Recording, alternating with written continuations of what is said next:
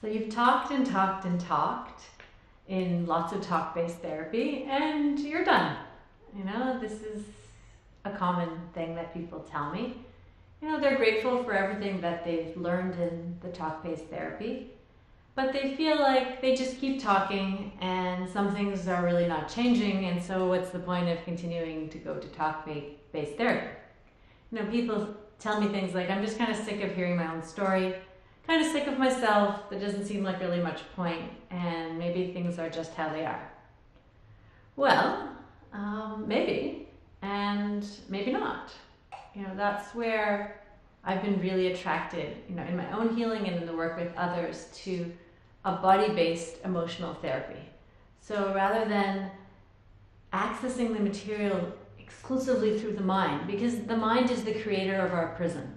So if we try and free ourselves from the prison, with the very creator of the prison, it's a little bit limited, and we can have all kinds of strategies of how we want to act.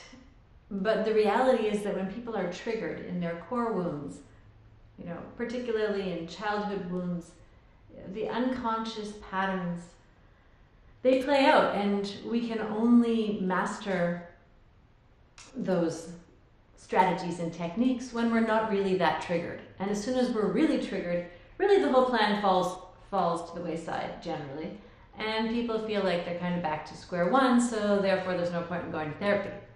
And that's a gross oversimplification. Of course, there are so many gifted therapists, and talk-based therapy has helped so many people. It's helped me tremendously.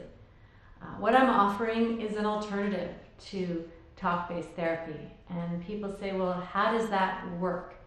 It works through getting present.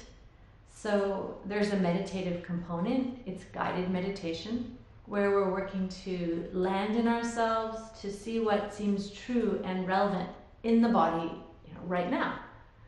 And from that place, the body itself will guide us to whatever layer is most relevant to look at this day. So there can be a kind of tension in the body, and certain thoughts, memories, feelings will emerge if we really focus our awareness on wherever we have the greatest sensation. And sometimes the greatest sensation, is an emotional pain. Being able to connect that into the body, it grounds the practice, and it helps us access the original source of how we came to experience this pain in this way. So that leads us more in the direction of inner child work, not because we're seeking, to go find our inner child, but because for the most part it's our child self that's holding on to these reactions that are disproportionate to the stressors of this day. So, the process is slow and gentle, and it teaches people how to do it. So by coming to the therapy, you're actually also learning a practice that you can do for yourself. What I find is that people are coming in contact with themselves in a way that they may not have known how to get there.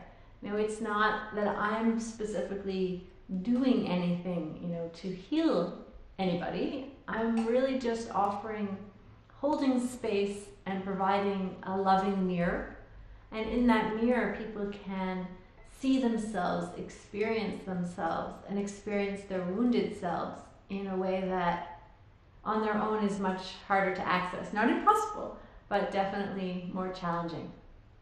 So that's kind of a summary of, BCET, Body-Centered Emotional Therapy.